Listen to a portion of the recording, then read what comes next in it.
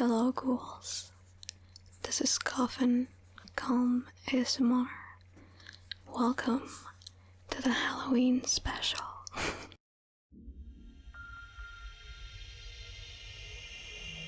Now you can shed your human disguise, grab a beverage, and join me while I read a selection of fairy tales by the brothers Grimm.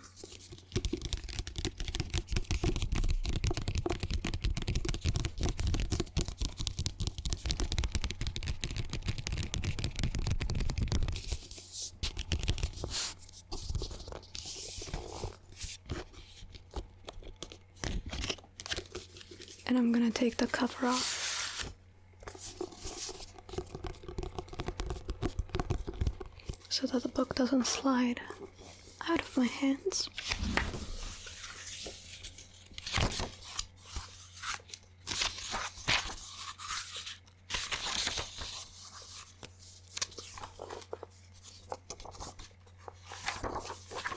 We will be starting with the story of the youth who went forth to learn what fear was.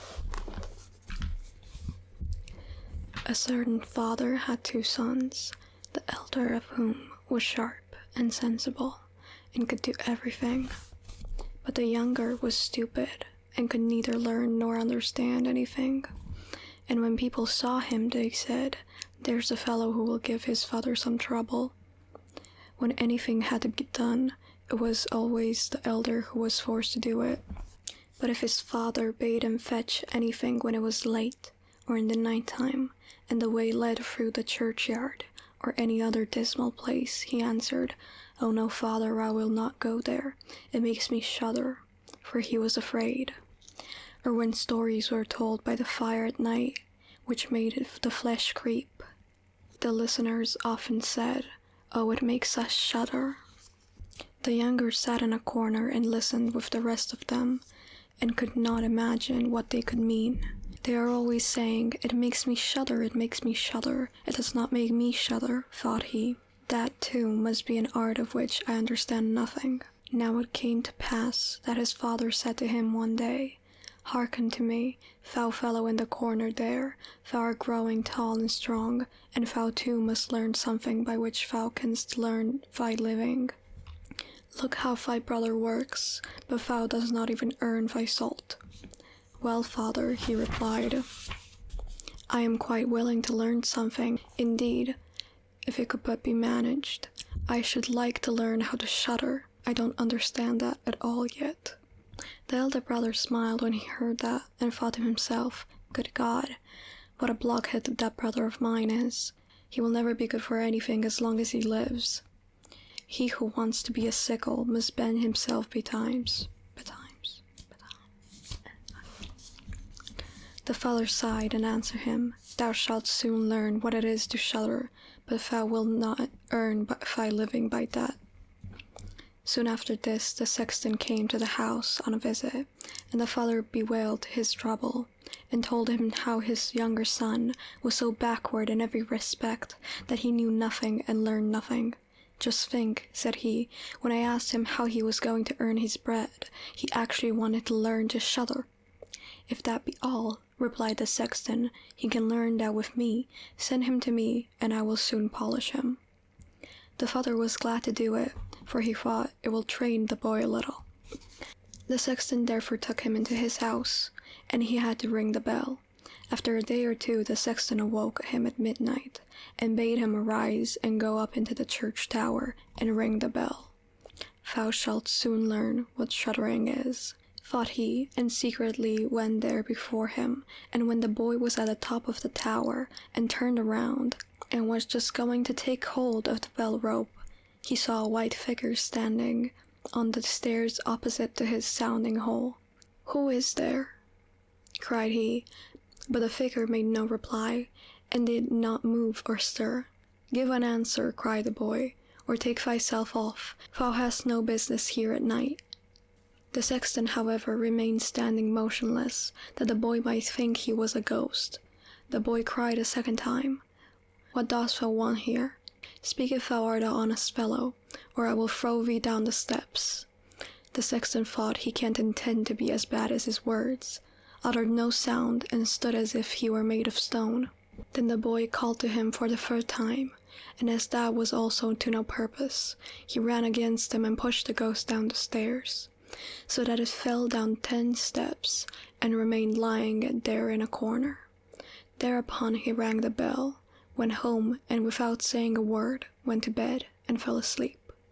The sexton's wife waited a long time for her husband, but he did not come back. At length she became uneasy, and wakened the boy, and asked, "Dost thou not know where my husband is? He went up the tower before thou didst." "Wow, didst?" "No, I don't know," replied the boy, "but someone was standing by the sounding hole on the other side of the steps, and as he would neither give an answer nor go away, I took him for a scoundrel and threw him down the stairs. Just go there and you will see if it was he. I should be sorry if it were." The woman ran away and found her husband, who was lying moaning in a corner, and had broken his leg. She carried him down, and then with loud screams she hastened to the boy's father. "Your boy," cried she, "has been the cause of a great misfortune. He has thrown my husband down the steps, and made him break his leg. Take the good-for-nothing fellow away from our house." The father was terrified, and ran thither and scolded the boy. "What wicked tricks are these?" said he. "The devil must have put this into thy head." "Father," he replied, "do listen to me. I am quite innocent. He was standing there by night like one who is intending to do some evil. I did not know who it was, and I entreated him 3 times, either to speak or to go away. 'Ah,' said the father, 'I have nothing but unhappiness with thee. Go out of my sight. I will see thee no more.' 'Yes, father, right willingly. Wait only until it is day, then I will go forth and learn how to shudder, and then I shall, at any rate, understand one art which will support me.' 'Learn what thou wilt,' spoke the father, 'it is all the same to me. Here are 50 thalers for thee. Take these and go into the wide world, and tell no one from whence thou comest, and who is thy father, for I have reason to be ashamed of thee.' 'Yes, father, it shall be as you will. If you desire nothing more than that, I can easily keep it in mind.' When day dawned, therefore, the boy put his 50 thalers into his pocket, and went forth on the great highway, and continually said to himself, 'If I could but shudder, if I could but shudder.' Then a man approached, who heard this conversation which the youth was holding with himself. And when they had walked a little farther to where they could see the gallows, the man said to him, 'Look, there is the tree where the 7 men have been married to the rope maker's daughter, and are now learning how to fly. Sit down below it and wait till night comes, and thou wilt soon learn how to shudder.' 'If that is all that is wanted,' answered the youth, 'it is easily done.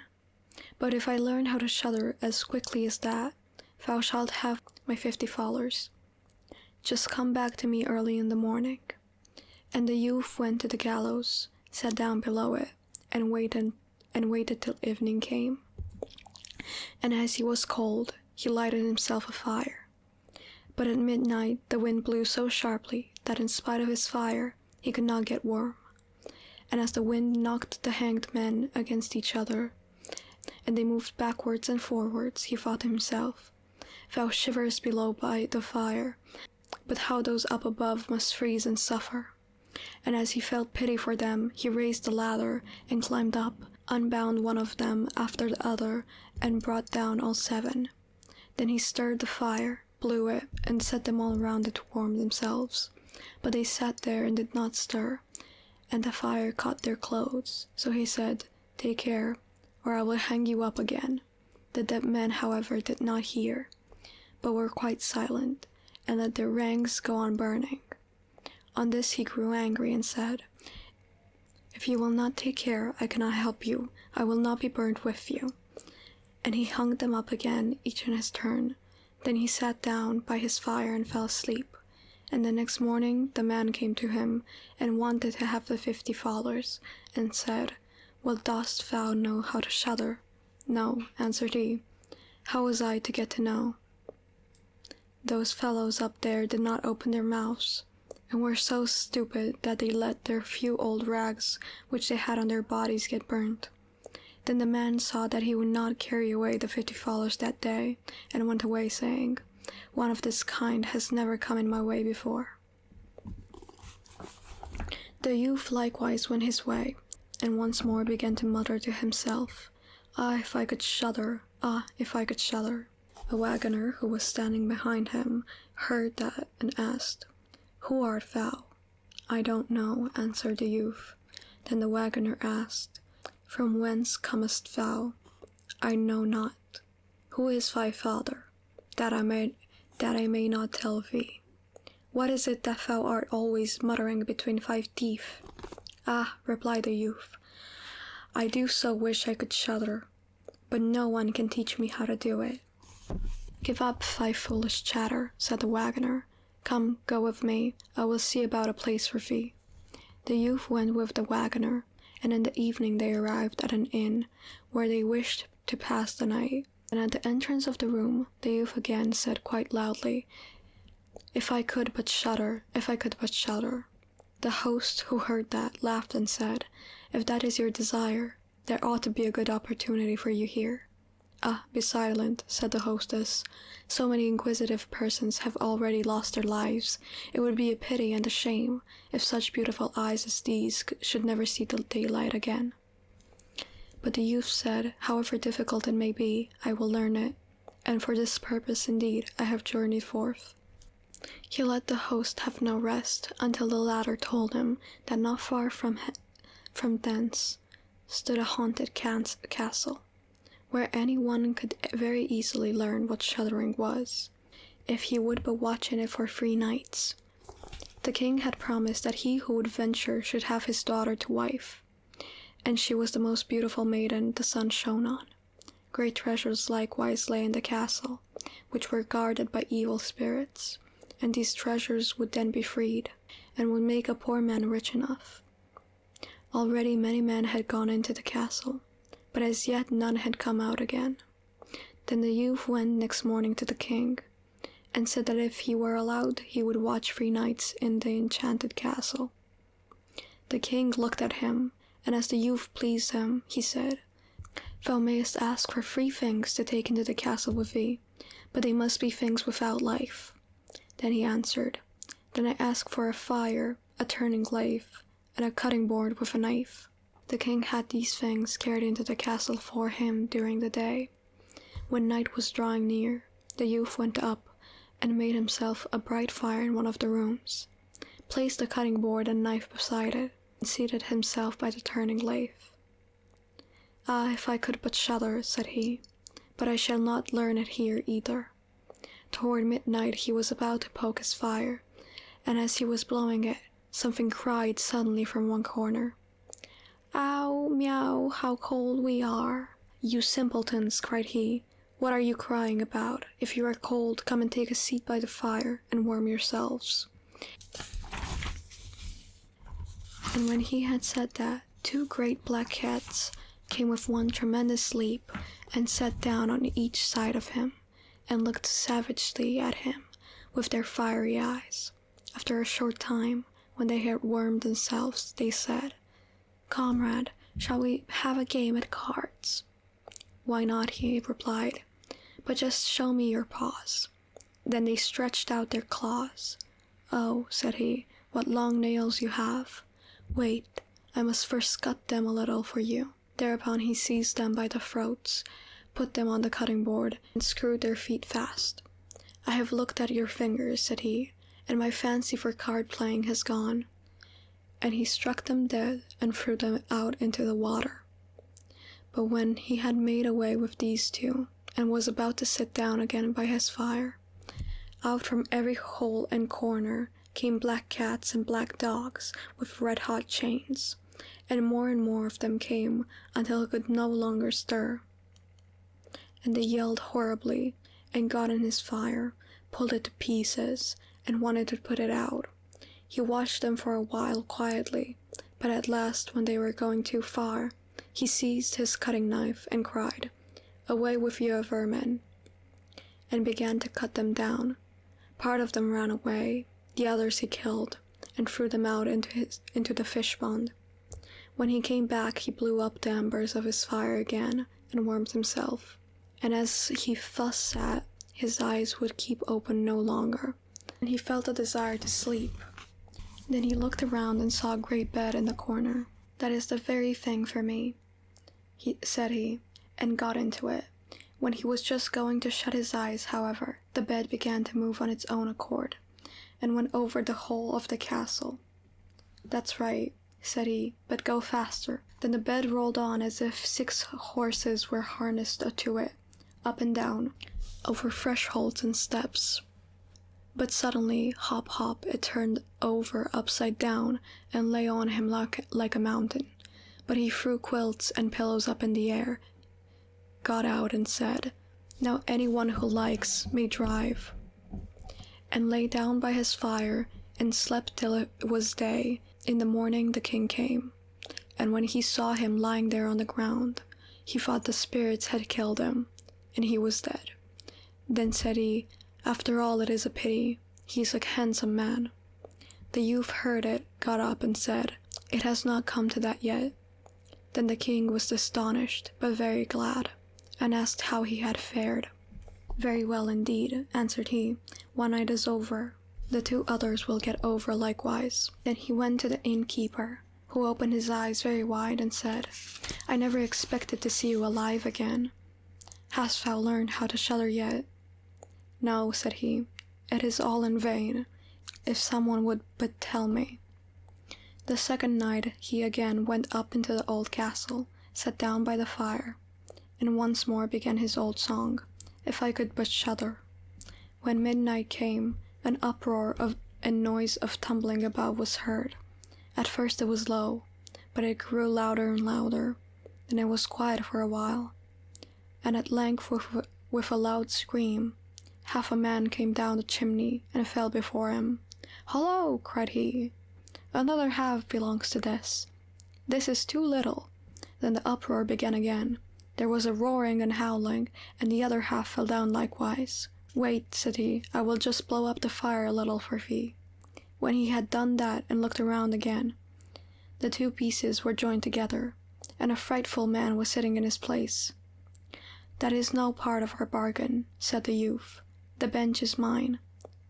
The man wanted to push him away. The youth, however, would not allow that, but thrust himself off with all his strength, and seated himself again into his own place. Then still more men fell down, one after the other. They brought 9 dead men's legs and 2 skulls, and set them up, and played at 9 pins with them. The youth also wanted to play, and said, "Hark you, can I join you?" "Yes, if thou hast any money." "Money enough," replied he, "but your balls are not quite round." Then he took the skulls and put them in the lathe, and turned them until they were round. "There, now they will roll better," said he. "Hurrah!" I'm sorry, that was the most sad hurrah ever. "Hurrah! Now it goes merrily." He played with them and lost some of his money, but when it struck 12, everything vanished from his sight. He lay down and quietly fell asleep. Next morning the kid came to inquire after him. "How has it fared with thee this time?" asked he. "I have been playing at 9 pints." "Oh, pins!"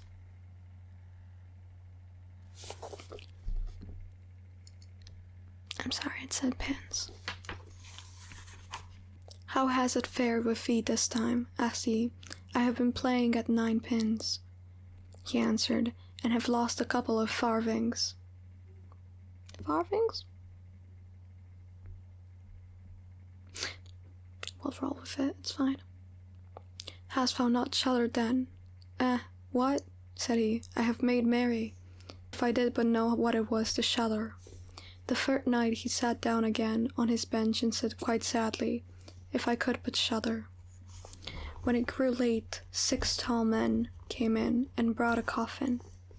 Then said he, "Ha ha, that is certainly my little cousin, who only died a few days ago. And he beckoned with his finger and cried, "Come, little cousin, come." They placed the coffin on the ground, but he went to it and took the lid off, and a dead man laid therein. He felt his face, but it was cold as ice. "Stop," said he, "I will warm thee a little," and went to the fire and warmed his hand, and laid it on the dead man's face, but he remained cold. Before I get to the next paragraph, I would like to show you one of the illustrations from this book. It's him with all the little cats and dogs.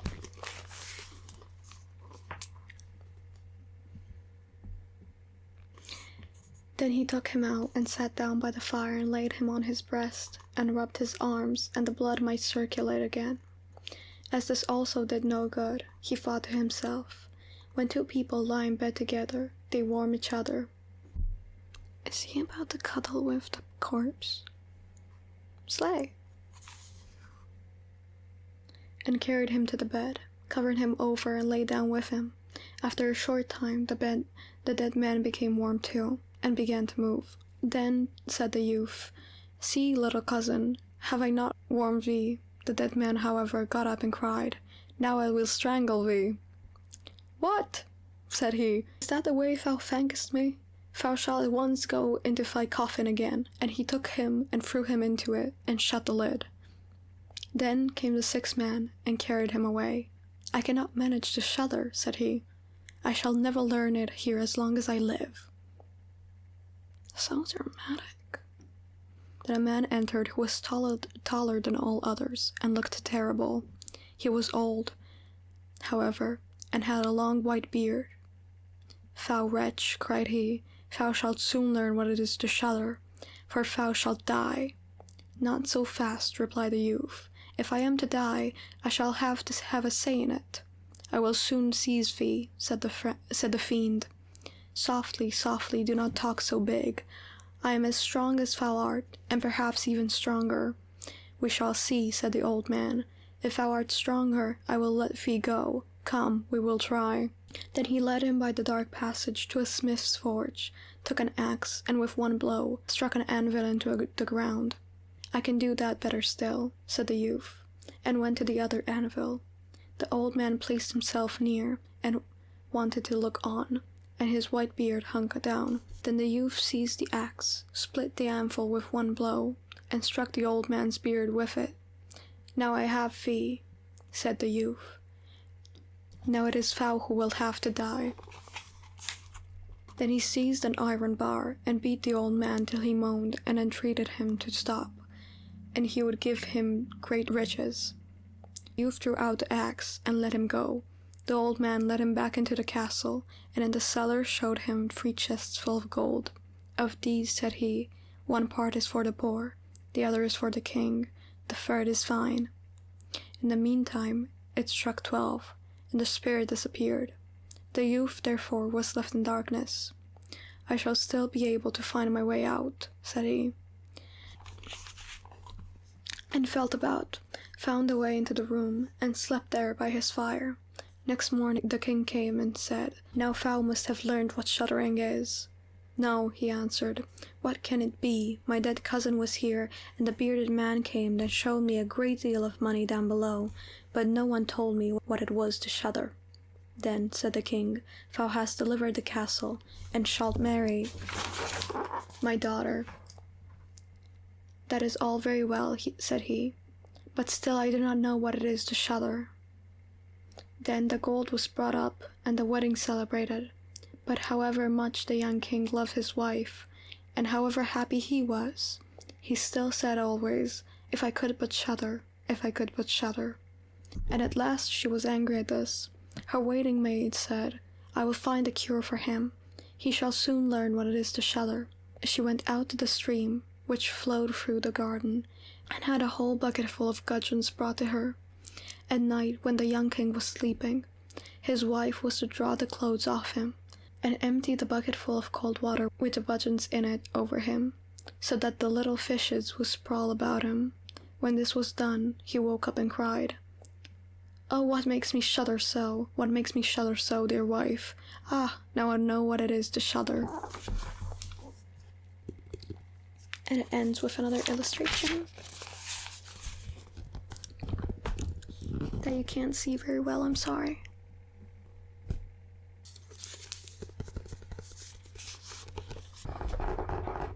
The Wolf and the Seven Little Kids.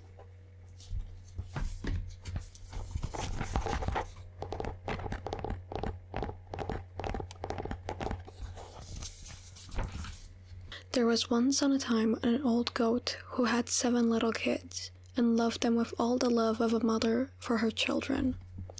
One day she wanted to go into the forest and fetch some food, so she called all 7 to her and said, "Dear children, I have to go into the forest. Be on your guard against the wolf. If he come in, he will devour you all, skin, hair, and all.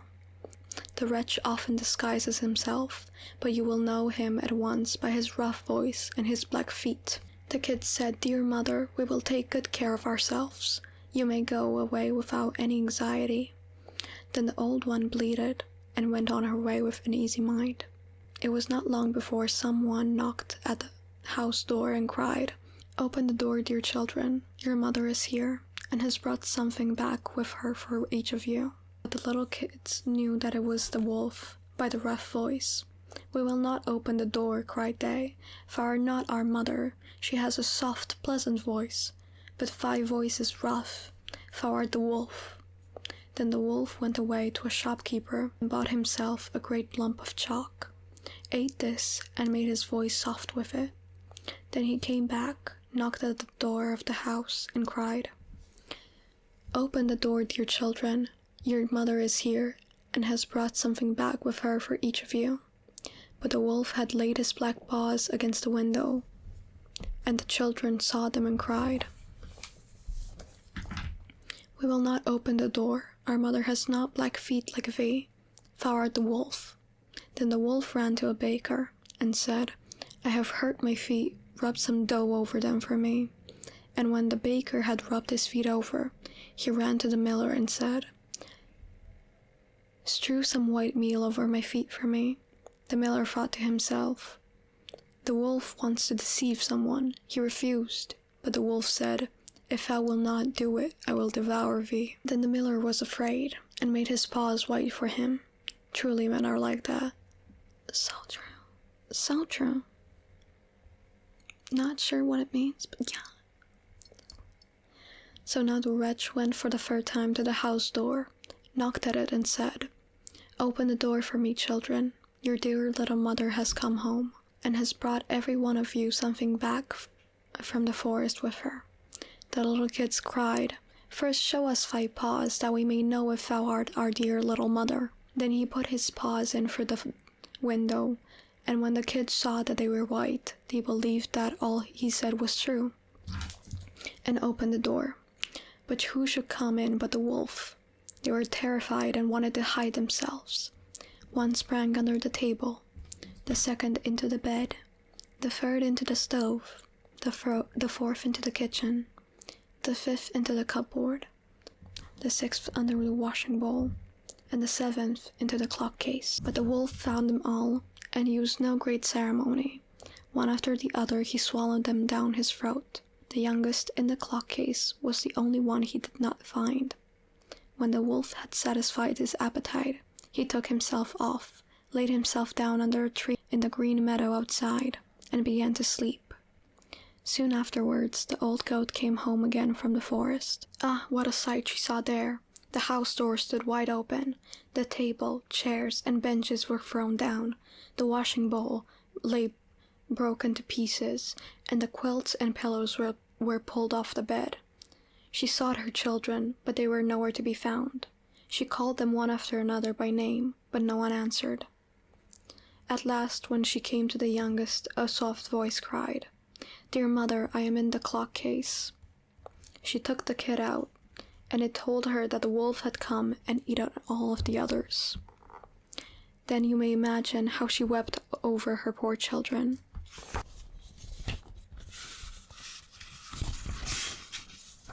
Accidentally skipped a page.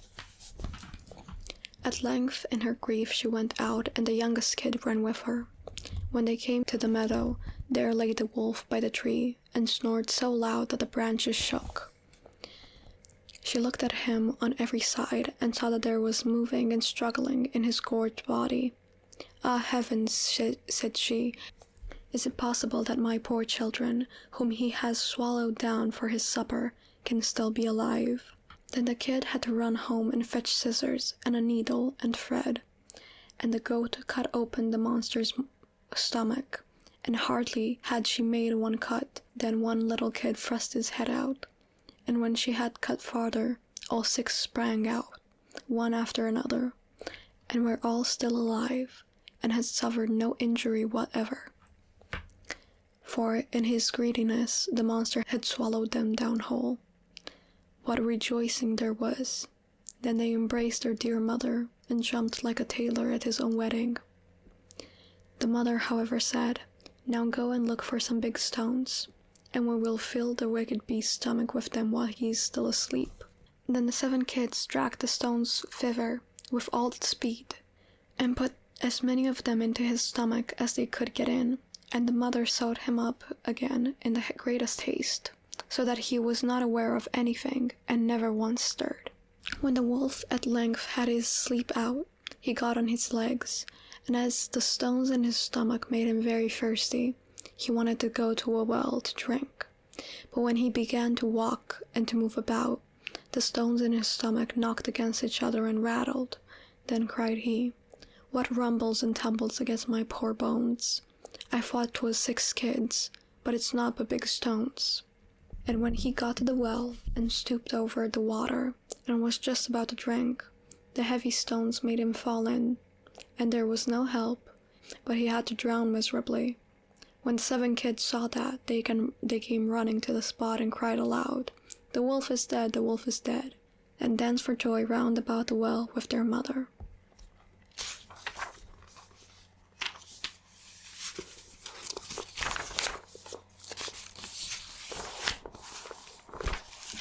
Rapunzel. There were once a man and a woman who had long in vain wished for a child. At length the woman hoped that God was about to grant her desire. These people had a little window at the back of their house, from which a splendid garden could be seen, which was full of the most beautiful flowers and herbs. It was, however, surrounded by a high wall, and no one dared to go into it, because it belonged to an enchantress, who had great power, and was dreaded by all the world. They hate to see a girl boss winning. I'll stop. One day, the woman was standing by this window and looking down into the garden, when she saw a bed which was planted with the most beautiful rampion, Rapunzel, in brackets, and it looked so fresh and green that she longed for it, and had the greatest desire to eat some. This desire increased every day, and as she knew that she could not get any of it, she was quite pinned away, and looked pale and miserable. Then her husband was alarmed, and asked, "What aileth thee, dear wife?" "Ah," she replied, "if I can't get some of the rampion, which is in the garden behind our house, to eat, I shall die."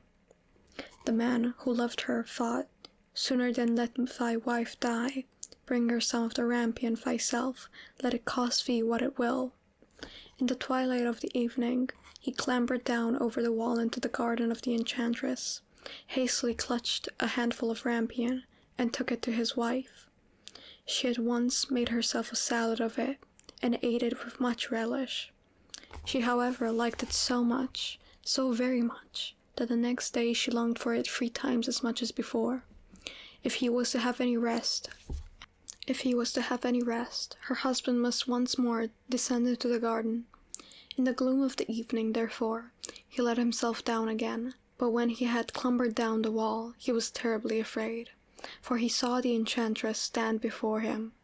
"How canst thou dare," said she with an angry look, "to descend into my garden and steal my rampion like a thief? Thou shalt suffer for it." "Ah," answered he, "let mercy take the place of justice. I only made up my mind to do it out of necessity.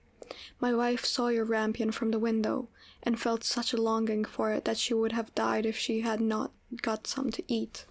Then the enchantress allowed her anger to be softened, and said to him, "If the case be as thou sayest, I will allow thee to take away with thee as much rampion as thou wilt. Only I make one condition. Thou must give me the child which thy wife will bring into the world. It shall be well treated, and I will care for it like a mother." The man in his terror consented to everything, and when the woman was brought to bed, the enchantress appeared at once, gave the child the name of Rapunzel, and took it away with her. Rapunzel grew into the most beautiful child beneath the sun. When she was 12 years old, the enchantress shut her into a tower which lay in a forest, and had neither stairs nor door, but quite at the top was a little window. When the enchantress wanted to go in, she placed herself beneath this and cried, "Rapunzel, Rapunzel, let down thy hair to me." Rapunzel had magnificent long hair, fine as spun gold, and when she heard the voice of the enchantress, she unfastened her braided tresses, wound them round one of the hooks of the window above, and then the hair fell 20 ells down, and the enchantress climbed up by it. After a year or two, it came to pass that the king's son rode through the forest and went by the tower. Then he heard a song, which was so charming that he stood still and listened. This was Rapunzel, who in her solitude passed her time in letting her sweet voice resound. The king's son wanted to climb up to her, and looked for the door of the tower, but none was to be found. He rode home, but the singing had so deeply touched his heart that every day he went out to the forest and listened to it. Once when he was thus standing behind a tree, he saw that enchantress come there, and he heard how she cried, "Rapunzel, Rapunzel, let down thy hair." Then Rapunzel let down the braids of her hair, and the enchantress climbed up to her. "If that is the ladder by which one mounts, I will for once try my fortune," said he. And the next day, when it had to grow dark, he went to the tower and cried, "Rapunzel, Rapunzel, let down thy hair."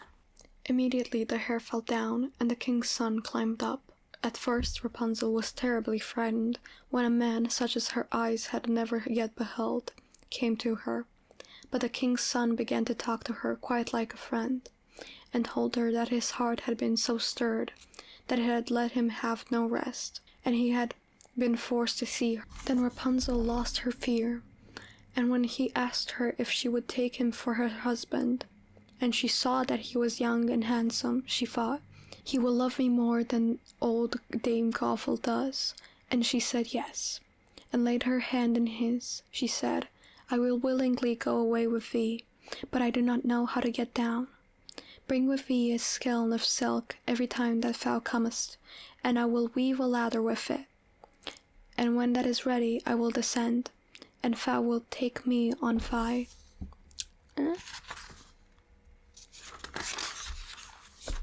horse. And thou wilt take me on thy horse." They agreed that until that time he should come to her every evening, for the old woman came by day. The enchantress remarked nothing of this, until once Rapunzel said to her, "Tell me, Dame Gothel, how it happens that you are so much heavier for me to draw up than the young king's son. He is with me in a moment." Why would you tell her? Seems like a bad choice. "Ah, thou wicked child," cried the enchantress, "what do I hear thee say? I thought I had separated thee from all the world, and yet thou hast deceived me." In her anger she crushed Rapunzel's beautiful tresses, wrapped them twice around her left hand, seized a pair of scissors with the right, and snip-snap they were cut off. And the lovely braids lay on the ground, and she was so pitiless that she took poor Rapunzel into a desert where she had to live in great grief and misery. On the same day, however, that she cast out Rapunzel, the enchantress in the evening fastened the braids of hair which he had cut to the hook of the window, and when the king's son came and cried, "Rapunzel, Rapunzel, let down thy hair," she let the hair down. The king's son had ascended, but he did not find his dearest Rapunzel above, but the enchantress, who gazed at him with wicked and venomous looks. "Aha!" she cried mockingly. "Thou wouldst fetch thy dearest, but the beautiful bird sits no longer singing in the nest. The cat has got it, and will scratch out thy eyes as well. Rapunzel is lost to thee, thou wilt never see her more." The king's son was beside himself with pain, and in his despair he leapt down from the tower. He escaped with his life, but the thorns into which he fell pierced his eyes. Then he wandered quite blind about the forest, ate nothing but roots and berries, and did nothing but lament and weep over the loss of his dearest wife. Thus he roamed about in misery for some years, and at length came to the desert where Rapunzel, with the twins to which she had given birth, a boy and a girl, lived in the wretchedness. He heard a voice, and it seemed so familiar to him that he went towards it, and when he approached,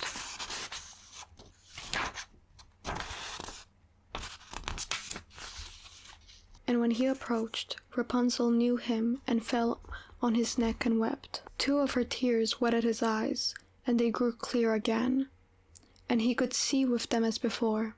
He led her to his kingdom, where he was joyfully received, and they lived for a long time afterwards, happy and contented.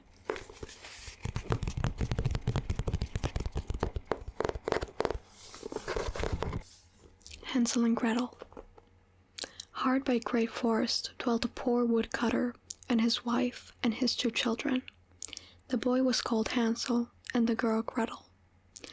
He had little to bite and to break, and once, when great scarcity fell into the land, he could no longer procure daily bread.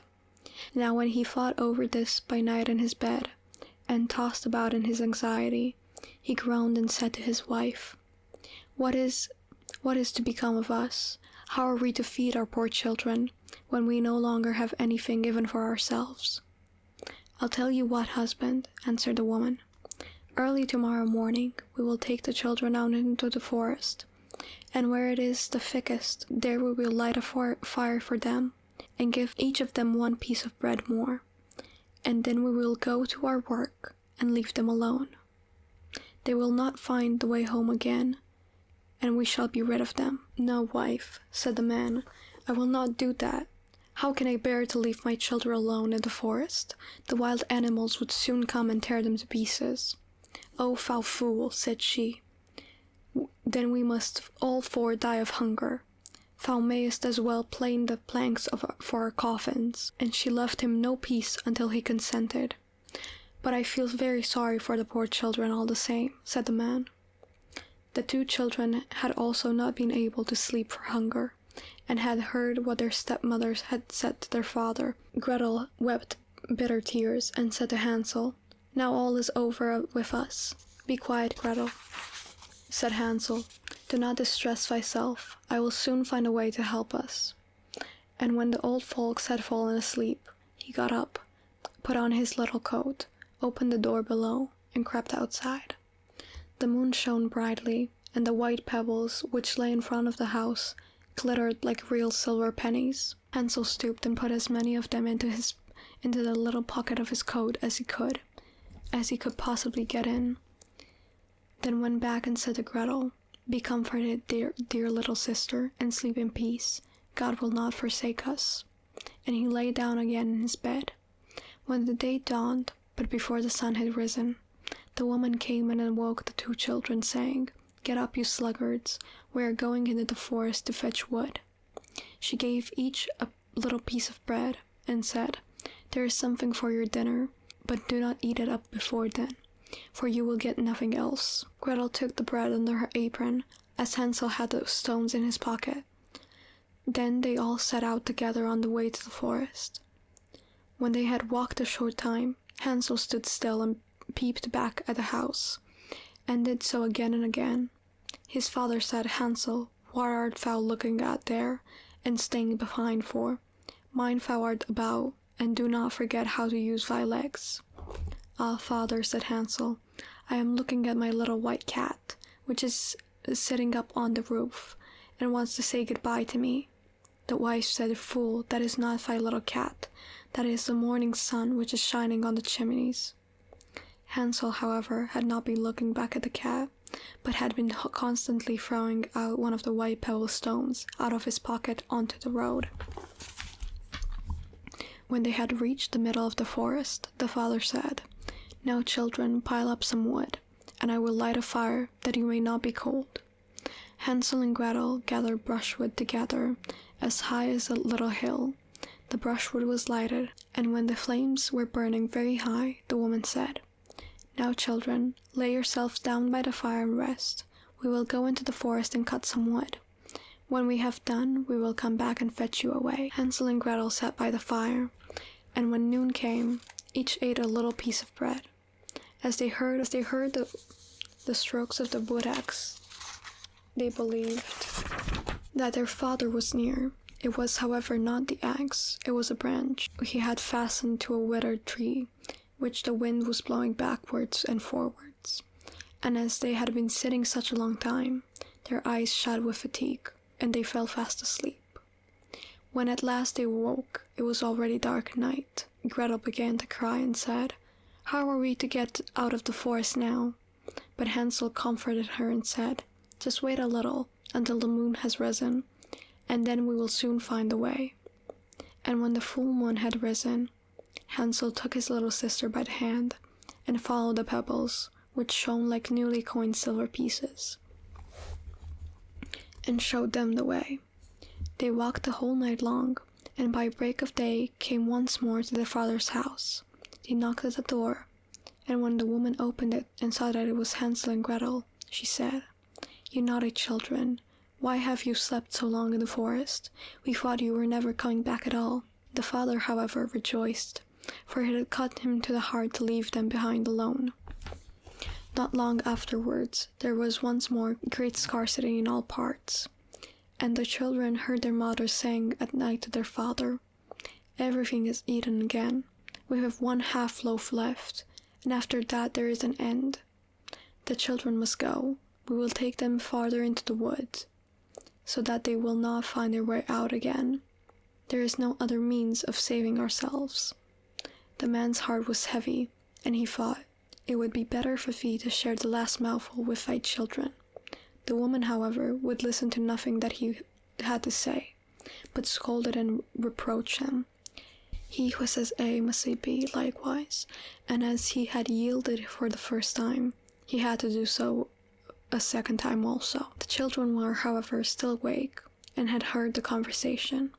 When the old folks were asleep, Hansel again got up, and wanted to go round and pick up pebbles. But the woman had locked the door, and Hansel would not get out. Nevertheless, he comforted his little sister and said, "Do not cry, Gretel. Go to sleep quietly. The good God will help us." Early in the morning came the woman, and took the children out of their beds. Their bit of bread was given to them, but it was still smaller than the time before. On the way into the forest, Hansel crumbled his in his pocket, and often stood still and threw a morsel on the ground. "Hansel, why dost thou stop and look around?" said the father. "Go on." "I am looking back at my little pigeon, which is sitting on the roof, and wants to say goodbye to me," answered Hansel. "Simpleton," said the woman, "that is not thy little pigeon, that is the morning sun that is shining on the chimney." Hansel, however, little by little, threw all the crumbs on the path. The woman led the children still deeper into the forest, where they had never in their lives been before. Then a great fire was again made, and the mother said, "Just sit there, you children, and when you are tired you may sleep a little. We are going into the forest to cut wood, and in the evening, when we are done, we will come and fetch you away." When it was noon, Gretel shared her piece of bread with Hansel, who had scattered his by the way. Then they fell asleep, and evening came and went, but no one came to the poor children. They did not awake until it was dark night, and Hansel comforted his little sister and said, "Just wait, Gretel, until the moon rises, and then we shall see the crumbs of bread which I have strewn about. They will show us our way home again." When the moon came they set out, but they found no crumbs, for the many thousands of birds which fly about in the woods and the fields had picked them all up. Hansel said to Gretel, "We shall soon find the way," but they did not find it. They walked the whole night, all the next day too, from morning till evening, but they did not get out of the forest, and were very hungry, for they had nothing to eat but 2 or 3 berries, which grew on the ground. And as they were so weary that their legs would carry them no longer, they lay down beneath a tree and fell asleep. It was now 3 mornings since they had left their father's house. They began to walk again, but they always got deeper into the forest, and if help did not come soon, they must die of hunger and weariness. When it was midday, they saw a beautiful snow-white bird sitting on a bough, which sang so delightfully that they stood still and listened to it. And then it had finished its song. It spread its wings and flew away before them, and they followed it until they reached a little house, on the roof of which it alighted. And when they came quite up to the little house, they saw that it was built of bread and covered with cakes, but that the windows were of clear sugar. "We will set to work on that," said Hansel, "and have a good meal. I will eat a bit of the roof, and thou, Gretel, canst eat some of the window. It will taste sweet." Hansel reached up above and broke off a little of the roof to try how it tasted, and Gretel leaned against the window and nibbled at the panes.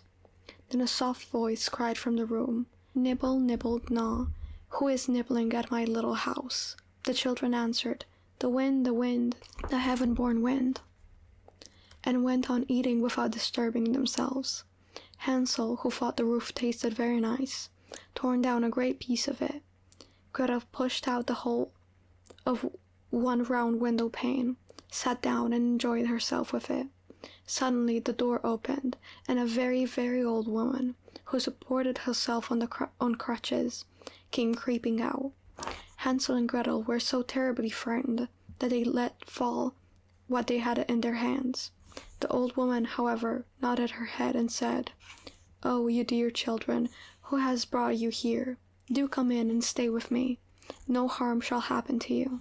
She took them both by the hand and led them into her little house. Then good food was set before them, milk and pancakes with sugar, apples and nuts. Afterwards, 2 pretty little beds were covered with clean white linen, and Hansel and Gretel lay down in them, and thought they were in heaven. The old woman had only pretended to be so kind.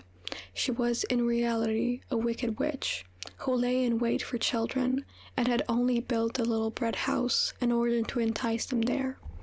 When a child fell into her power, she killed it, cooked, and ate it, and that was a feast day with her.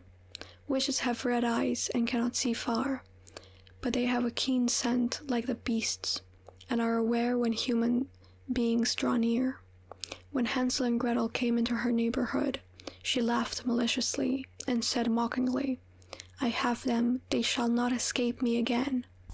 Early in the morning, before the children were awake, she was already up, and when she saw both of them sleeping and looking so pretty, with their plump red cheeks, she muttered to herself, "That will be a dainty mouthful." Then she seized Hansel with her shriveled hand, carried him into a little stable, and shut him with a grated door. He might scream as he liked, that was of no use. Then she went to Gretel, shook her till she awoke, and cried, "Get up, lazy thing, fetch some water and cook something good for thy brother. He is in the stable outside, and is to be made fat. When he is fat, I will eat him." Gretel began to weep bitterly, but it was all in vain. She was forced to do what the wicked witch ordered her, and now the best food was cooked for poor Hansel, but Gretel got nothing but crab shells. Every morning the woman crept to the little stable and cried, "Hansel, stretch out thy finger, that I may feel it thou wilt soon be fat."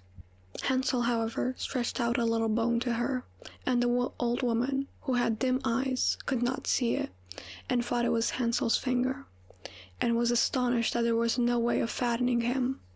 When 4 weeks had gone by, and Hansel still continued thin, she was seized with impatience, and would not wait any longer. "Hola, Gretel," she cried to the girl, "be active and bring some water. Let Hansel be fat or lean. Tomorrow I will kill him and cook him." Ah, how the poor little sister did lament when she had to fetch the water, and how her tears did flow down over her cheeks. "Dear God, do help us," she cried. "If the wild beasts in the forest had but devoured us, we should at any rate have died together." "Just keep fine noise to thyself," said the old woman. "All that won't help thee at all." Early in the morning, Gretel had to go out and hang up the cauldron with the water, and light the fire. "We will bake first," said the old woman. "I have already heated the oven, and kneaded the dough." She pushed poor Gretel out of the oven, from which flames of fire were already darting. "Creep in," said the witch, "and see if it is properly heated, so that we can shut the bread in." And when once Gretel was inside, she intended to shut the oven and let her bake in it, and then she would eat her too. But Gretel saw what she had in her mind, and said, "I do not know how I am to do it. How do you get in?" "Silly goose," said the old woman, "the door is big enough. Just look, I can get in myself." And she crept up and thrust her head into the oven. Then Gretel gave her a push that drove her far into it, and shut the iron door, and fastened the bolt.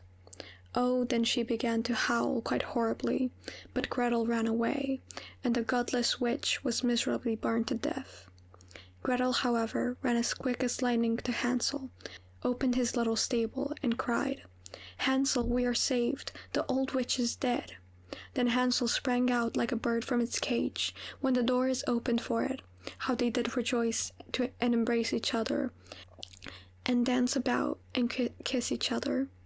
And as they had no longer any need to fear her, they went into the witch's house, and in every corner there stood chests full of pearls and jewels. "These are far better than pebbles," said Hansel, and thrust into his pockets whatever could he got in. And Gretel said, "I too will take something home with me," and filled her pinafore full. "But now we will go away," said Hansel, "that we may get out of the witch's forest." When they had walked for 2 hours, they came to a great piece of water. "We cannot get over," said Hansel. "I see no foot plank and no bridge, and no boat crosses either," answered Gretel. "But a white duck is swimming there. If I ask her, she will help us over." Then she cried, little duck, dost thou see Hansel and Gretel are waiting for thee? There's never a plank or bridge in sight. Take us across on thy back so white." The duck came to them, and Hansel seated himself on his back, and told his sisters to sit by him. "No," replied Gretel, "that will be too heavy for the little duck. She will take us across, one after the other." The good little duck did so, and when they were once safely across, and had walked for a short time, the forest seemed to be more and more familiar to them, and at length they saw from afar their father's house. Then they began to run, rushed into the parlor, and threw themselves into their father's arms. The man had not known one happy hour since he had left the children in the forest. The woman, however, was dead. Gretel emptied her pinafore until pearls and precious stones ran about the room, and Hansel threw a handful after another out of his pocket to add to them. Then all anxiety was at an end. They lived together in perfect happiness. My tale is done. There runs a mouse. Whosoever catches it may make himself a big fur cap out of it. Cinderella. The wife of a rich man fell sick, and as she felt that her end was drawing near, she called her only daughter to her bedside and said, "Dear child, be good and pious, and then the good God will always protect thee, and I will look down on thee from heaven and be near thee." Thereupon she closed her eyes and departed. Every day the maiden went out to her mother's grave and wept, and she remained pious and good. When the winter came, the snow spread a white sheet over the grave, and when the spring sun had drawn it off again, the man had taken another wife. The woman had brought 2 daughters into the house with her, who were beautiful and fair of face, but vile and black of heart. Now began a bad time for the poor stepchild. "Is the stupid goose to sit in the parlor with us?" said they. "He who wants to eat bread must earn it. Out with the kitchen wench. Wow. Okay, girl, what did you do to earn it? They took her pretty clothes away from her, put an old grey bedgown on her, and gave her wooden shoes. Just look at the proud princess, how decked out she is, they cried and laughed, and led her into the kitchen. There she had to do hard work from morning till night, get up before daybreak, carry water, light fires, cook, and wash. Beside this, the sisters did her every imaginable injury. They mocked her and emptied her peas and lentils into the ashes, so that she was forced to sit and pick them out again.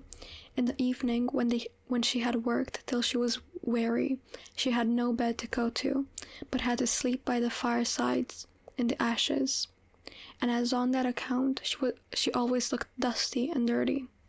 They called her Cinderella. It happened that the father was once going to the fair, and he asked his 2 stepdaughters what he should bring back for them. Beautiful dresses, said one. Pearls and jewels, said the second. And thou, Cinderella, said he, what wilt thou have? Father, break off for me the first branch which knocks against your hat on your way home. So he bought beautiful dresses, pearls and jewels for his 2 stepdaughters, and on his way home he was riding through a green thicket. A hazel twig brushed against him and knocked off his hat. Then he broke off the branch and took it with him. When he reached home, he gave his stepdaughters the things which they had wished for, and to Cinderella he gave the branch from the hazel bush. Cinderella thanked him, and went to her mother's grave, and planted the branch on it, and wept so much that the tears fell down and it watered it. It grew, however, and became a handsome tree. Thrice a day Cinderella went and sat beneath it, and wept and prayed, and a little white bird always came on the tree, and if Cinderella expressed a wish, the bird threw down to her what she had wished for.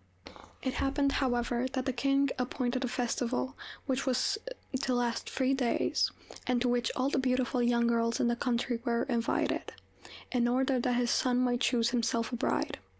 When the 2 stepsisters heard that they too were to appear among the number, they were delighted, called Cinderella and said, comb our hair for us, brush our shoes, and fasten our buckles, for we are going to the festival at the king's palace.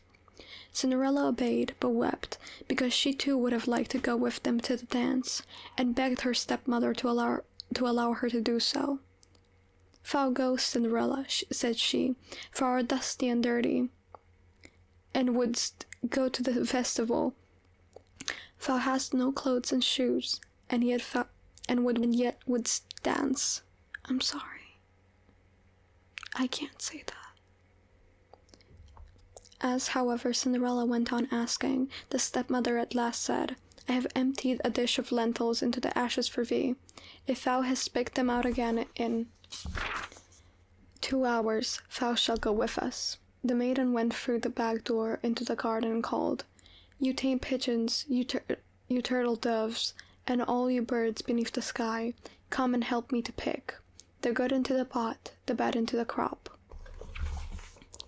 Then 2 white pigeons came in the kitchen window, and afterwards the turtle doves, and at last all the birds beneath the sky came whirring and crowding in, and alighted amongst the ashes. And the pigeons nodded with their heads, and began to pick, pick, pick. And the rest began also pick, pick, pick, and gathered all the good grains into the dish. Hardly had 1 hour passed before they had finished, and all flew out again. Then the girl took the dish to her stepmother, and was glad, and believed that now she would be allowed to go with them to the festival. But the stepmother said, No, Cinderella, thou hast no clothes, and thou canst not dance. Thou wouldst only be laughed at. And as Cinderella wept at this, the stepmother said, If thou canst pick 2 dishes of lentils out of the ashes for me in 1 hour, thou shalt go with us.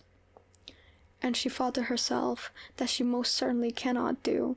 When the stepmother had emptied the 2 dishes of lentils among the ashes, the maiden went back to the back door to the garden and cried, You tame pigeons, you turtle doves, and all you birds under heaven, come and help me pick the good into the pot, the bad into the crop." Then 2 white pigeons came in by the kitchen window, and afterwards the turtle doves, and at length all the birds beneath the sky came whirring and crowding in, and alighted amongst the ashes, and the doves nodded with their heads, and began to pick, pick, pick, and the others began also pick, pick, pick, and gathered all the good seeds into the dishes. And before half an hour was over, they had already finished, and all flew out again. Then the maiden carried the dishes to the stepmother, and was delighted, and believed that she might now go with them to the festival. But the stepmother said, "All this will not help thee. Thou goest not with us, for thou hast no clothes, and canst not dance. We should be ashamed of thee." On this she turned her back on Cinderella, and hurried away with her 2 proud daughters. As no one was now at home, Cinderella went to her mother's grave beneath the hazel tree and cried, "Shiver and quiver, little tree, silver and gold throw down over me." Then the bird threw gold and silver dress on her, and slippers embroidered with silk and silver. She put on the dress with all speed, and went to the festival. Her stepsisters and stepmother, however, did not know her, and thought she must be a foreign princess, for she looked so beautiful in the golden dress. They never once thought of Cinderella, and believed that she was sitting at home in the dirt, picking lentils out of the ashes. The prince went to meet her, took her by the hand and danced with her, and never left loose of her hand. And if anyone else came to invite her, he said, "This is my partner." She danced till it was evening, and then she wanted to go home. But the king's son said, "I will go with thee and bear thee company," for he wished to see to whom the beautiful maiden belonged. She escaped from him, however, and sprang into the pigeon house. The king's son waited until her father came, and then he told him that the stranger maiden had leapt into the pigeon house.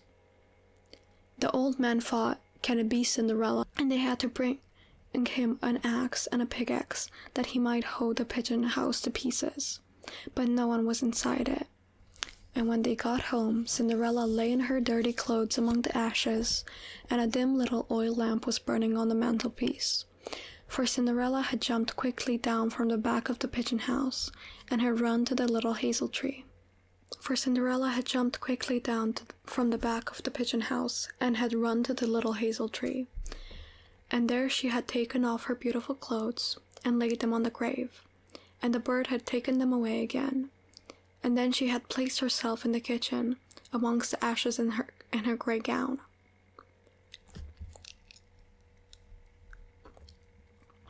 The next day, when the festival began afresh, and her parents and the stepsisters had gone once more, Cinderella went to the hazel tree and said, "Silver and quiver, my little tree, silver and gold throw down over me." Then the bird threw down a much more beautiful dress than on the preceding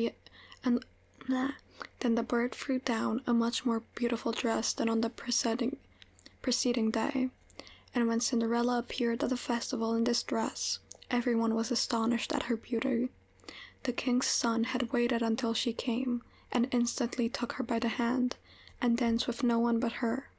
When others came and invited her, he said, "She is my partner." When evening came, she wished to leave, and the king's son followed her, and wanted to see into which house she went. But she sprang away from him, and went into the garden behind the house. Therein stood a beautiful tall tree, on which hung the most magnificent pears. She clambered so nimbly between the branches, like a squirrel, that the king's son did not know where she was gone. He waited until her father came, and said to him, "The stranger maiden had escaped from me, and I believe she has climbed up the pear tree." The father thought, "Can it be Cinderella?" and had an axe brought and cut the tree down, but no one was on it. And when they got into the kitchen, Cinderella lay there amongst the ashes, as usual, for she had jumped down on the other side of the tree, had taken the beautiful dress to the bird on the little hazel tree, and put on her grey gown. On the third day, when the parents and sisters had gone away, Cinderella went once more to her mother's grave and said to the little tree, "Shiver and quiver, my little tree, silver and gold throw down on me." And now the bird threw down to her a dress which was more splendid and magnificent than any she had yet had, and the slippers were golden. And when she went to the festival in the dress, no one knew how to speak for astonishment. The king's son danced with her only, and if anyone invited her to dance, he said, "She is my partner." When evening came, Cinderella wished to leave, and the king's son was anxious to go with her, but she escaped from him so quickly that he could not follow her. The king's son had, however, used a stratagem and had caused the whole staircase to be smeared with pitch, and there, when she ran down, had the maiden's left slipper remained sticking. The king's son picked it up, and it was small and dainty, and all golden. Next morning he went with it to the father and said to him, "No one shall be my wife but she whose foot this golden slipper fits." Then were the two sisters glad, for they had pretty feet. The eldest went with the shoe in her room and wanted to try it on, and her mother stood by, but she could not get her big toe into it, and the shoe was too small for her. Then her mother gave her a knife and said, "Cut the toe off. Then thou queen, thou wilt have no more need to go on foot." The maiden cut the toe off, forced the foot into the shoe, swallowed the pain, and went out to the king's son. Then he took her on his horse as his bride and rode away with her. They were, however, obliged to pass the grave, and there, on the hazel tree, sat two pigeons and cried, turn and peep, there's blood within the shoe.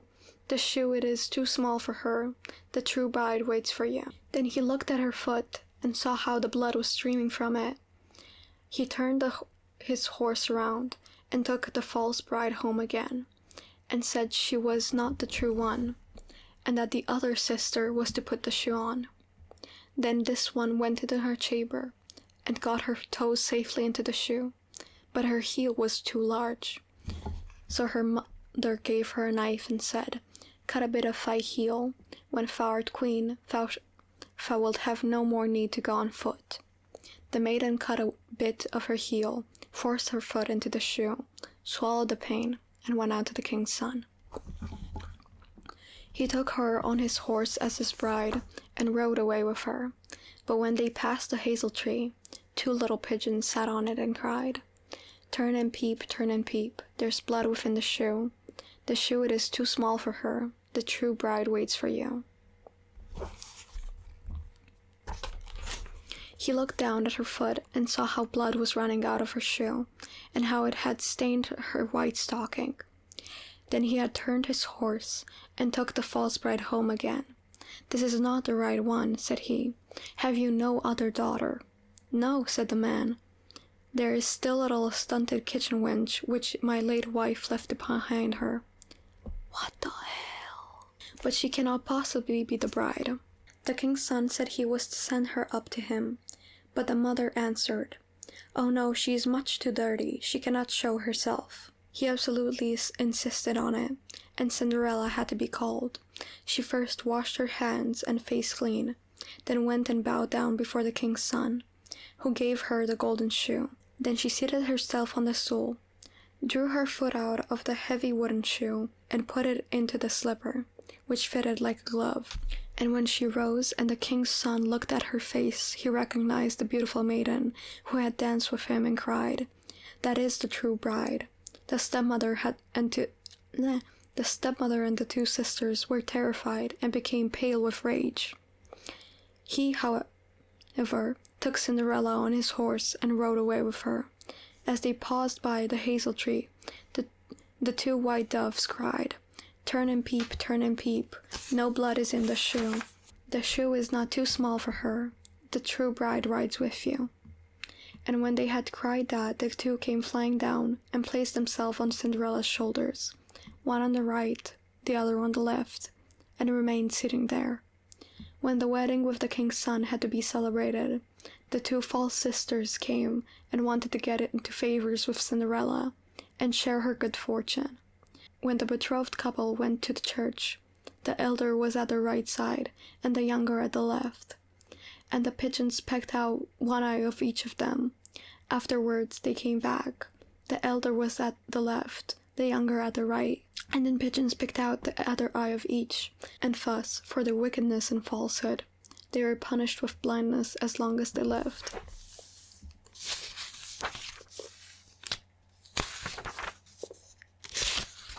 The 7 Ravens.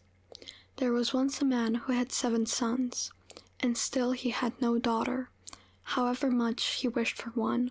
At length his wife again gave him hope of a child, and when he came into the world it was a girl.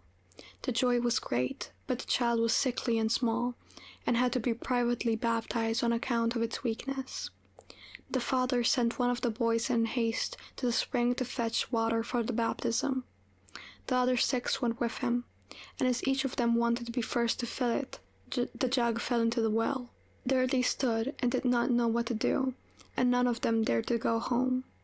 As they still did not return, the father grew impatient and said, "They have certainly forgotten it for some game, the wicked boys."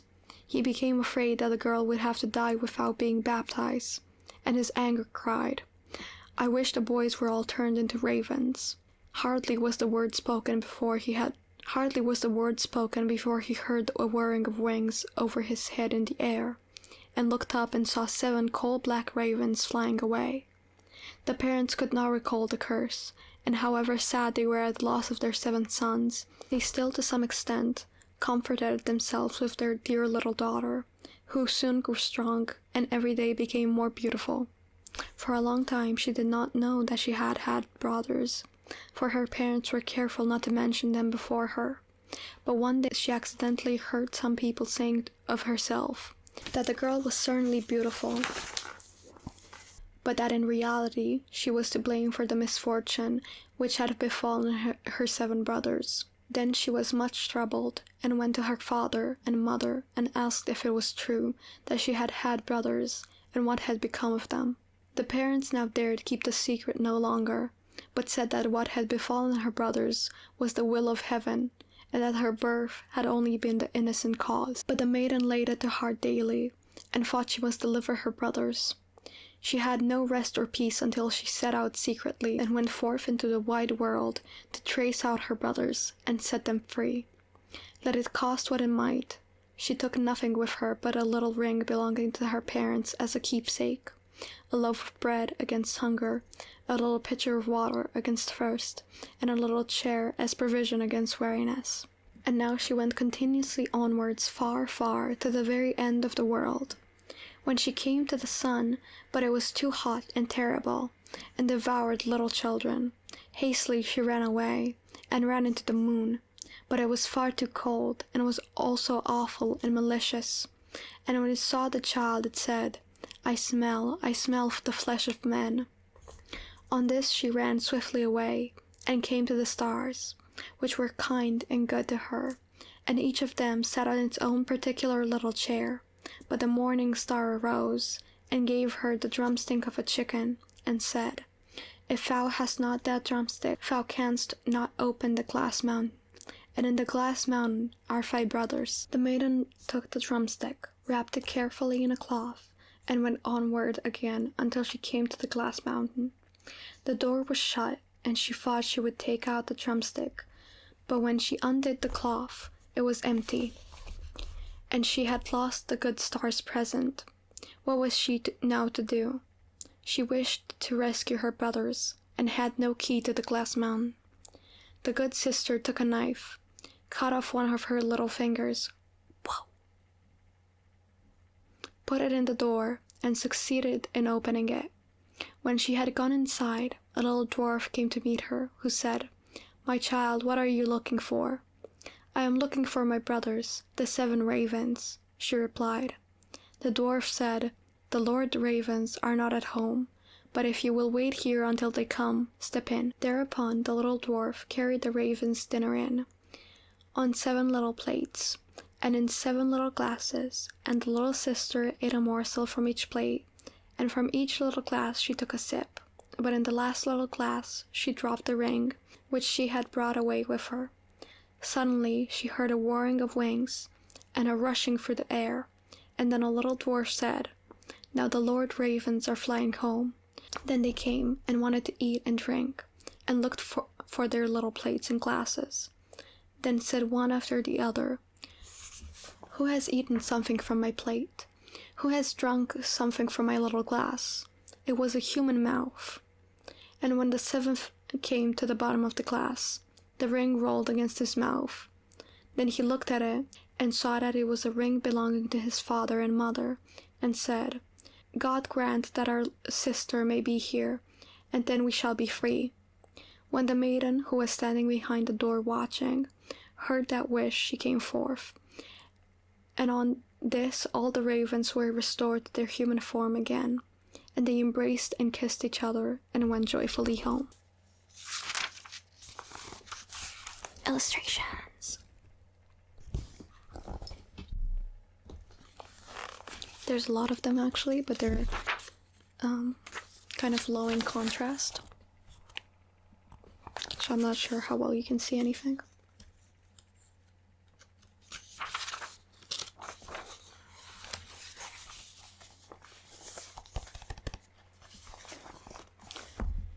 Sweetheart Roland. There was once on a time a woman who was a real witch and had 2 daughters, one ugly and wicked, and this one she loved because she was her own daughter, and one beautiful and good, and this one she hated because she was her stepdaughter. The stepdaughter once had a pretty apron, which the other fancied so much that she became envious, and told her mother that she must and would have that apron. "Be quiet, my child," said the old woman, "and thou shalt have it. Thy stepsister has long deserved death. Tonight, when she is asleep, I will come and cut her head off. Only be careful that thou art at the far side of the bed, and push her well to the front." It would have been all over with the poor girl if she had not just been standing in the corner and heard everything. All day long she dared not go out of doors, and when bedtime had come, the witch's daughter got into the bed first, so as to lie at the far side, but when she was asleep, the other pushed her gently to the front, and took for herself the place at the back, close by the wall. In the night the old woman came creeping in.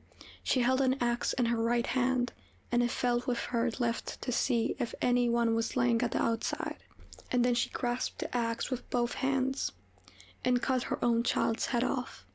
When she had gone away, the girl got up and went to her sweetheart, who was called Roland, and knocked at his door. When he came out, she said to him, "Hear me, dearest Roland. We must fly in all haste. My stepmother wanted to kill me, but has struck her own child. When daylight comes and she sees what she has done, we shall be lost. But," said Roland, "I counsel thee first to take away her magic wand, or we cannot escape if she pursues us." The maiden fetched the magic wand, and she took the dead girl's head and dropped 3 drops of blood on the ground, one in front of the bed, one in the kitchen, and one on the stairs. Then she hurried away with her lover. When the old witch got up next morning, she called her daughter and wanted to give her the apron, but she did not come. Then the witch cried, "Where art thou?" "Here on the stairs I am sweeping," answered the first drop of blood. The old woman went out, but saw no one on the stairs, and cried again, "Where art thou?" "Here in the kitchen I am warming myself," cried the second drop of blood. She went into the kitchen, but found no one. Then she cried again, "Where art thou?" Here in the bed I am sleeping," cried the third drop of blood. She went into the room, to the bed. What did she see there? Her own child, whose head she had cut off, bathed in her blood. The witch fell into a passion, sprang to the window, and as she could look forth quite far into the world, she perceived her stepdaughter hurrying away with her sweetheart Roland. "That shall not serve you," cried she. "Even if you have got a long way off, you shall still not escape me." She put on her many-league boots, in which she went an hour's walk at every step, and it was not long before she overtook them. The girl, however, when she saw the old woman striding towards her, changed with her magic wand her sweetheart Roland into a lake, and herself into a duck swimming in the middle of it. The witch placed herself on the shore, threw breadcrumbs in, and gave herself every possible trouble to entice the duck. But the duck did not let herself be enticed, and the old woman had to go home at night as she had come. On this the girl and her sweetheart Roland resumed their natural shapes again, and they walked on the whole night until daybreak. Then the maiden changed herself into a beautiful flower, which stood in the midst of a briar hedge, and her sweetheart Roland into a fiddler. It was not long before the witch came striding up towards them, and said to the musician, "Dear musician, may I pluck that beautiful flower for myself?" "Oh yes," he replied, "I will play to you while you do it." And as she was hastily creeping into the hedge, she was just going to pluck the flower, for she well knew who the flower was. He began to play, and whether she would or not, she was forced to dance, for it was a magical dance. The quicker he played, the more violent springs was she forced to make, and the thorns tore her clothes from her body, and pricked her and wounded her till she bled, and as he did not stop, she had to dance till she lay dead on the ground. When they were delivered, Roland said, "Now I will go to my father and arrange for the wedding. Then in the meantime I will stay here and wait for thee," said the girl, "and that no one may recognize me, I will change myself into a red stone landmark." Then Roland went away, and the girl stood like a red landmark in the field and waited for her beloved. But when Roland got home, he fell into the snares of another, who prevailed on him so far that he forgot the maiden. The poor girl remained there a long time, but at length, as he did not return at all, she was sad, and changed herself into a flower, and thought, "Someone will surely come this way and trample me down." It befell, however, that a shepherd kept his sheep into the field, and saw the flower, and as it was so pretty, plucked it, took it with him, and laid it away in his chest. From that time forth, strange things happened to the shepherd's house. When he arose in the morning, all the work was already done. The room was swept, the table and benches cleaned, the fire on the hearth was lighted, and the water was fetched, and at noon, when he came home, the table was laid, and a good dinner served. He could not conceive how this came to pass, for he never saw a human being in his house, and no one could have concealed himself in it. He was certainly pleased with this good attendance, but still at last he was so afraid that he went to a wise woman and asked for her advice. The wise woman said, "There is some enchantment behind it. Listen very early some morning if anything is moving in the room, and if thou sees anything, let it be what it may, throw a white cloth over it, and the magic will be stopped." The shepherd did as she bade him, and the next morning, just as day dawned, he saw the chest open and the flower come out. Swiftly he sprang towards it and threw a white cloth over it. Instantly the transformation came to an end, and a beautiful girl stood before him, who owned to him that she had been the flower, and that up to this time she had attended to his housekeeping. She told him her story, and as she pleased him, he asked her if she would marry him, but she answered no, for she wanted to remain faithful to her sweetheart Roland, although he had deserted her, but she promised not to go away, but to keep house for the shepherd for the future. And now the time drew near when Roland's wedding was to be celebrated, and then, according to an old custom in the country, it was announced that all the girls were to be present at it, and sing in honor of the bridal pair. When the faithful maiden heard of this, she grew so sad that she thought her heart would break, and she would not go thither. But the other girls came and took her. When it came to her turn to sing, she stepped back, until at last she was the only one left, and then she could not refuse. But when she began her song, and it reached Roland's ears, he sprang up and cried, "I know the voice, that is the true bride, I will have no other." Everything he had forgotten, and which had vanished from his mind, had suddenly come home again to his heart. Then the faithful maiden held her wedding with her sweetheart Roland, and grief came to an end and joy began.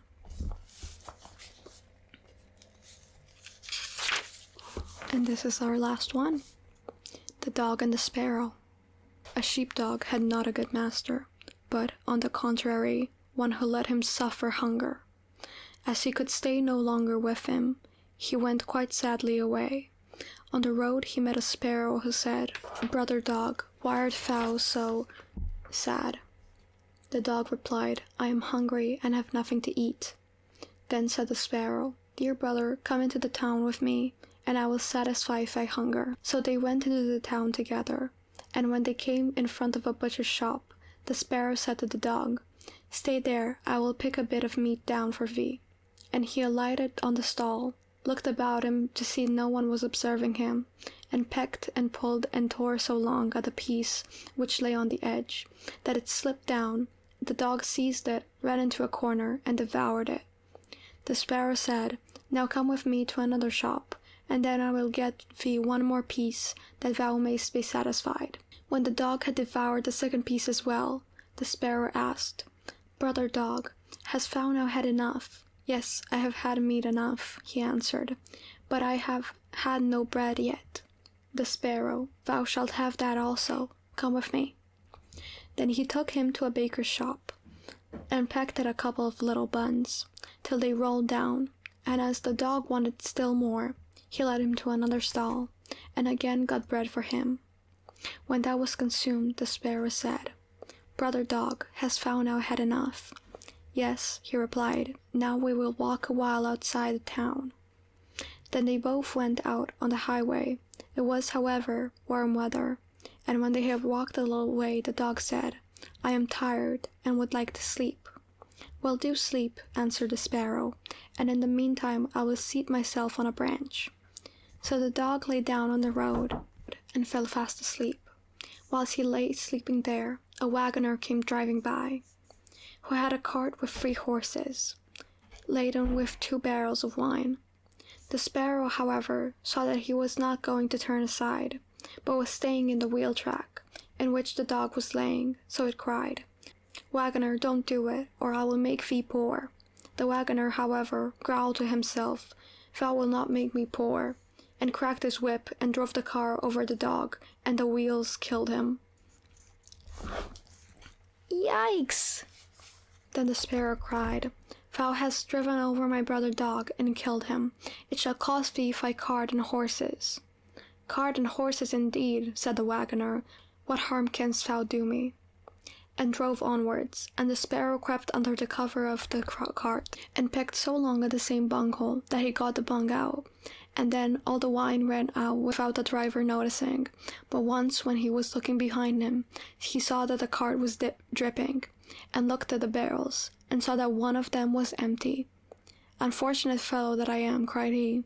"Not unfortunate enough yet," said the sparrow, and flew on to the head of one of the horses and pecked his eyes out. When the driver saw that, he drew out his axe and wanted to hit the sparrow, but the sparrow flew into the air and hit his horse on the head, and it fell down dead. "Oh, what an unfortunate man I am," cried he. "Not unfortunate enough yet," said the sparrow. And when the driver drove on with 2 horses, the sparrow again crept under the cover and pecked the bung out of the second cask. So all the wine was spilt. When the driver became aware of it, he cried again, "Oh, what an unfortunate man I am." But the sparrow replied, "Not unfortunate enough yet," and seated himself on the head of the second horse and pecked his eyes out. The driver ran up to it and raised his axe to strike, but the sparrow flew in the air, and the blow struck the horse, which fell. "Oh, what an unfortunate man I am."